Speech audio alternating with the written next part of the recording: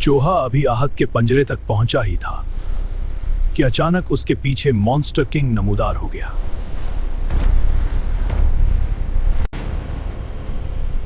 तुम वाकई बहुत बहादुर हो, लेकिन अब तुम यहां से जिंदा नहीं जा सकोगे।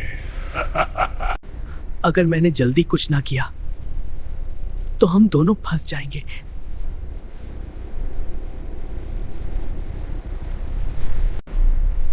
चूहा खौफजदा जरूर था,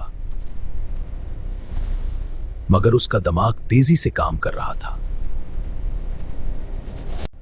उसी लम्हे आहद ने खामोशी से चूहे को एक इशारा दिया।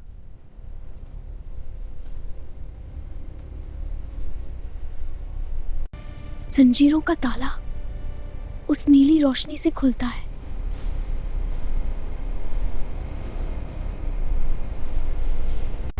अचानक मॉन्स्टर किंग ने गुस्से में आकर चूहे पर हमला कर दिया।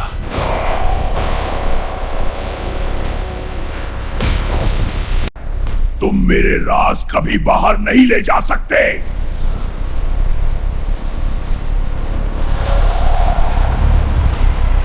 अगर आप जानना चाहते हैं कि आगे क्या होगा तो अभी लाइक और सब्सक्राइब करें।